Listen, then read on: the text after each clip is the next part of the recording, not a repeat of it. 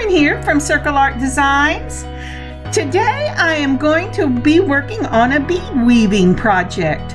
I've made several of these bracelets to put into the shop, and I decided, why don't I just go ahead and put together a video on this so you too can make these lovely bracelets. Let's get started. So for the beaded portion of this, I will be using an 8mm glass bead in a matte finish. These beads also have this beautiful little section that gives you just this iridescent look in greens and blues and purples. That's why I named the bracelet Midnight Lights. Aren't those lovely? To go with this, I pulled some 11/0 check glass seed beads. This is in a green iris, and it reminded me really of that little patch of blues and greens and purples. I'll also be using a number 2 crimp. Now you want to match your crimp, but so you could see it when I'm working with it, I used one that doesn't match. And you'll need 2 of your clamshells. And just a glimpse, last week I believe we worked on clamshells. You'll need some jump rings. I will be using 1 small and 1 large. And I will be using the Illusion nylon fishing cord in a 0.3mm. But before we get started, let's go ahead and put these beads in a little container because they keep running all over my mat. So take your nylon cord and from your chest, stretch out your arm and take a full arm's length of that cord and cut it. Now I'm bringing my 2 ends together, and I'm going to go ahead and put the crimp on the 2 cut ends. I'll cut the other side in a minute. So let's lay out our crimp and our clamshell. We're going to tie a knot in that nylon cording, and then we're going to put on the clamshell. Now that nylon knot will go through the hole of my clamshell, but not to worry because I'll show you what we're going to do to fix that. So let's go ahead and put on our crimp. Let me hit that hole. The nylon keeps jumping apart. I'm glad we only use one side at a time after this. Okay, so did you see it went right over that knot, and I'm tightening the knot up. But now then I'm going to hold it in place, and I'm going to put on the crimp. Remember, I'm using a crimp that doesn't match. This crimp isn't going to show. If you have a color you don't use very much, use that in the crimp. Now using your your chain nose pliers, go ahead and mash that crimp across so that it flattens out and catches those wires. Do you see how it's flattened out there? I was just taking a tweak to it to make sure I got the top and the bottom, because you really want a crimp that's big enough not to go through the bottom of that hole. Now then, I'm going to take my Loctite gel. This is a super glue gel. I'm going to put on my little fingers because I don't want them to have problems with the super glue. And then I'm going to put a dot at the top of the crimp, at the bottom of the crimp, and then on each sides in the little bell shape, the little concave shape. And then I'm going to close it together and hold it for a minute. Now you notice I went ahead and made sure the knot was on the outside of the clamshell before I closed it up. Now I'm going to cut some of the end, and then I'm going to go back around to the other side, and where we have that loop in the middle, we're going to clip it. Now we have 2 strings instead of 1. The first thing I'm going to do is I'm going to put on a placer bead. This isn't one that I'm going to use except on the ends, but it's one of my 3mm round spacer beads. I'm going to bring that all the way up, and I'm going to tug pretty hard on this till I get that little knot to pop right into that spacer bead, and it looks like that. I have not cut my ends completely off on the first side because I'm waiting for that super glue to set. Now this is the board I use. Now this is a picture of the beading board I use. It is the back of a macrame, I believe is how you say it, board, and I just turned it over and marked out my inch markings on here at the top and the bottom. Now the way I put my pieces on is, you'll see there is a pin at the top. I have a cork on the bottom, a wine cork, yes it is, and I take and I slip the pin into the board. And because I don't want a pin just sticking out on the bottom, then I push that pin into the cork. So in this picture you see I've put the pin through my clamshell, slipped the pin through the slot, and then I mash the cork up against it, and that makes my bead board. Doesn't cost a lot, but it's a great solution. To get started, we're going to take one of our 11/0s and we're going to put one of the nylon threads going from left to right. Then we're going to take the other cord and put it through the same bead going right to left, so it crosses through the bead. And then you're going to pull it up tight right up against that 3mm, just like that. Get your hands out of the way, Catherine. There you go. I'm sorry I have to record from the left, and I'm left-handed. Okay, so now we're going to start with those beautiful 8mm mats. These are really a black blue in color, and I just love them. Depending on the light, they will shine one way or the other. Now the other great thing about this bead board is when you're not working with one of the strings, you can put it through a slit on the side and kind of hold your place. To do this bead weaving, you're going to need to put 9 seed beads on your nylon string. Once you've counted them, hold the 9th one at the top and pull the rest of them down. Now you're going to take your other string, this to me looks like the right, and you're going to do the same crossover again by drawing that right string through your bead going the opposite direction, and then pulling everything down tight.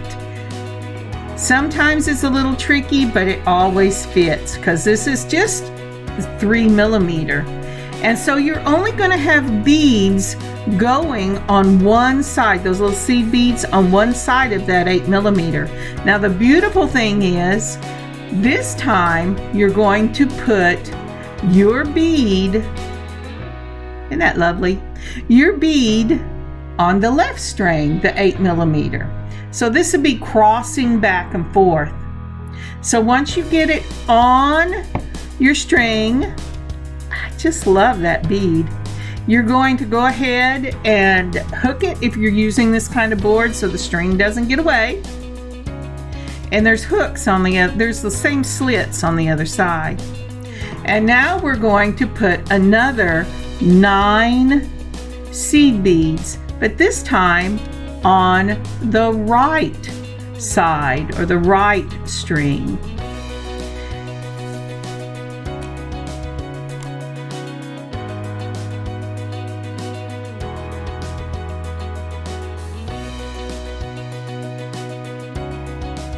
I just love the color of these green iris iridescent beautiful seed beads. So now we have got our nylon. Remember to hold the last bead, that 9th bead, so that you can take, this time, the cord on your left that has the 8mm in it, and bring it across that bead. So now you have a string or a cord coming out both ends, and then pull it down, and then we'll be ready to do the next. So if you notice the right, left, right, I'm showing you, since we put the 8mm on the left, this time we put the 8mm on the right, and we repeat again the step of putting on the 9 beads, holding the 9th bead, and then once that's done, putting the cord through the bead so that you have one going from right to left and the other going from left to right, and then pull it down.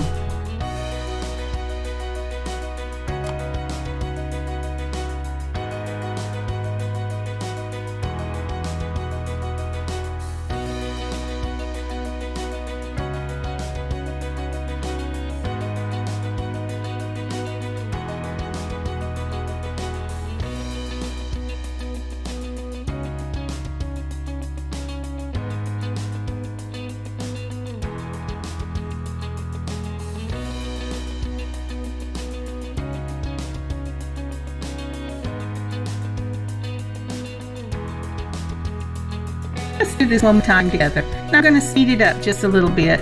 This is, after all, just a glimpse and not an hour video.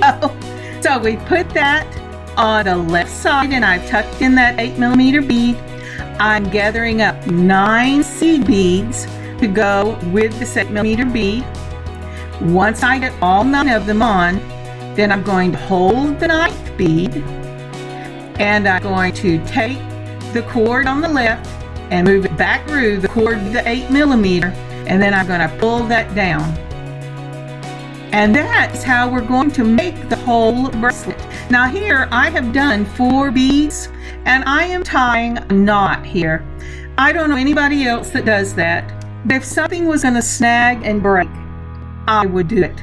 So I always, when I am doing my bead weaving, I make knots as I go along. I do it about every 4 beads on this type of bracelet. On my Picasso bracelets, whenever I'm running back up through the sides, I do it about every 4 to 6 beads. But I always make the little knots so that it will keep part of the bracelet from falling all over the floor if you catch it on something and yank. Remember, this nylon cord is fishing cord, and it's really strong, and it really is very translucent, so that you can't really see even the knots whenever you're doing it. Okay, now that I've done that, we're going back and we're just doing the same thing. We've done the 8mm on the right. Now we're doing the 8mm on the left. My bracelet, I've made this bracelet once before, this color combination, and I made it for someone, and I loved it so much that I have to make one for the shop. But this bracelet is going to be for me. And for me, I need a bracelet that my wrist is about a 7 or a 7 1/4. But I like my bracelets to hang down slightly onto my hand. So I'm going to stop this bracelet at about a 6 or a 6 1/4 because I am using a long clasp on it. And it's a snap clasp. I love these because I always have trouble getting my bracelets to close, and I did not want to use a magnetic on something this heavy. So I'm going to stop this bracelet at about 6 1/4. When I get to that point, I will pick up recording. I'll see you in just a minute. So now that I've got the bracelet as long as I want it, this is the one that I made for someone else that I'm finishing up with. I'm going to go ahead and tie it after I have put my 9th bead on, so that holds that firmly in place. And then I am going to put my 3mm spacer on. spacer ball, just like we did at the beginning. And so I'm going to get the spacer ball, there it is, and I'm going to slip it on. Now this spacer ball, because I'm going to put that clamshell up real tight to it, is going to keep my clamshell from jumping over into the beads. So again, we're not going to need a clamshell, your crimp, a spacer ball, and the glue.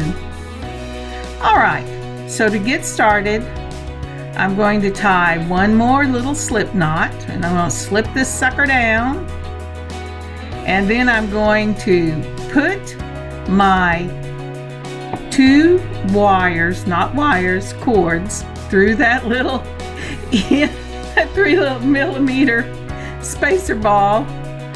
Oh, sorry, it's been a long day.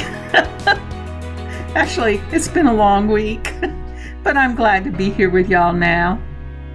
So, let me get that little spacer ball on there. I think these are hollow on the inside because it looks like it should be a straight shot through, but it seems to wibble wobble to one side. And I've never really looked inside, but I'm betting they are. And if you notice right here, I jumped that bead onto the knot, just like we did on the other side. Now I'm going to put on my clamshell. Sorry. Now I'm going to cut the thread because it's so much left over that it's just going everywhere. And then I'm going to put on my clamshell.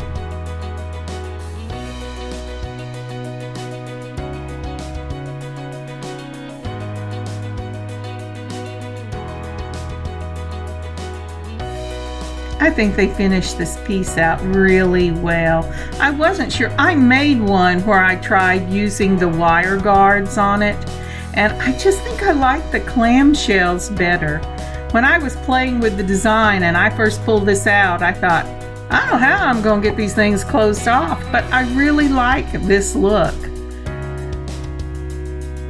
Okay, so now I'm just doing an overhand tie, and then I'm going to do an overhand tie again, and that just kind of sets everything in place.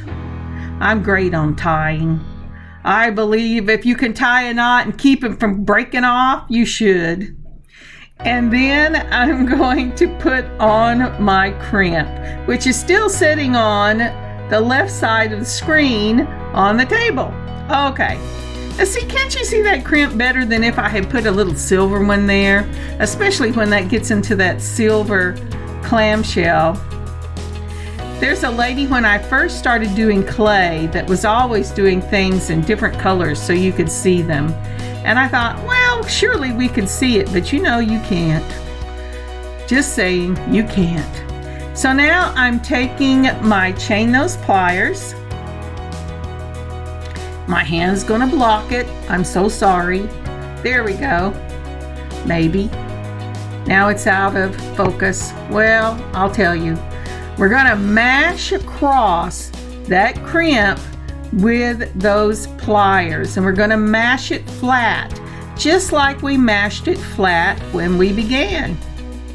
And make sure if you're using a tube, and I would suggest tubes other than the little balls because it gives you more to work with, make sure you mash up and down that tube till you get it really flat. Once it's flat, I'm gonna put on my little cots so that I don't get super glue on my fingers.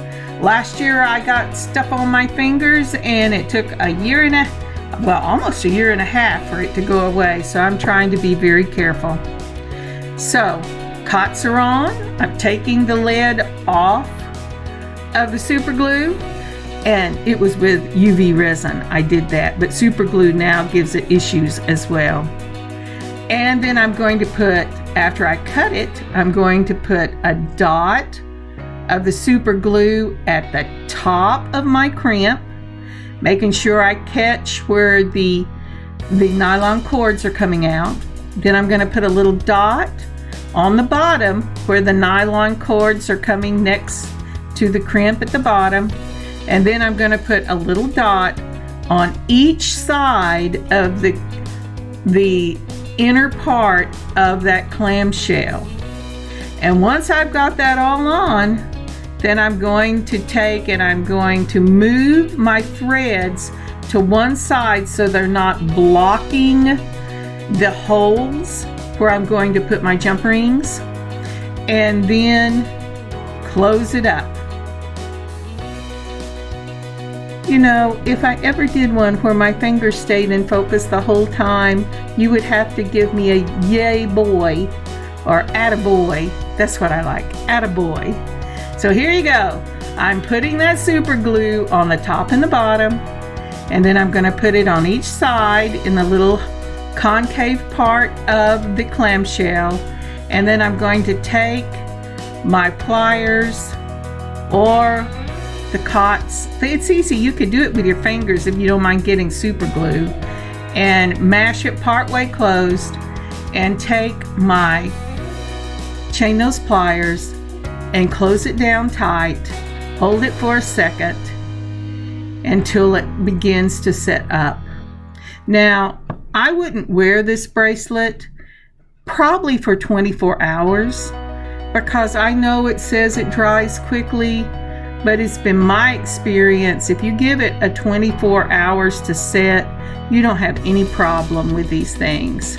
And even the super glue that it tells you, oh, it sets firm in blah blah seconds, well, I've had it not set firm. So I always give it 24 hours at least before I give a piece to a customer or wear a piece of my own. If it's in my shop, it's going to sit for 24 hours anyway, so I don't have to worry, because, you know, by the time you see this, it will already be up in the shop. Okay, and there you have it. Now that is both ends finished. Now this is a snap closure. This is the back and this is the front. I really love these because you just push that little button down and it just unsnaps, and it's just amazing, and it's so easy to get on and off your wrist. The first person I ever saw use these was a woman named Randy from Thunder Horse Descendants. She has a channel on YouTube, and you should go to Thunder Horse Descendants and give her some love, because she's really a great lady and a lot more learned than I am. But so I'm using this snap clasp. I got mine from Amazon. Randy has a store that she carries things on and off in, but she did not have these when I was looking for them, so I just picked them up on Amazon. But anyway, you're going to put this on just exactly the way you would any of your other clasps, making sure that the male part is facing one way and the female part is facing the other, because you don't want to get them on backwards. And when you go to clasp this, you will know if you've gotten it on backwards, because that little button will not fit in that hole properly. Okay, so to open up our jump rings, 2 chain nose pliers, hold it with the slit up and twist one wrist. Then you're going to put both circles of that clamshell onto your jump ring. And I promise they go on. Sometimes they don't want to, but they really do go on. And then you're going to put on one side of your, if you're using the snaps, one side of that snap closure.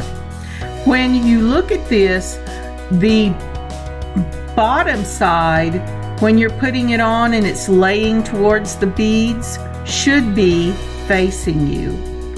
Okay, so next we're going to do the same thing for the other end.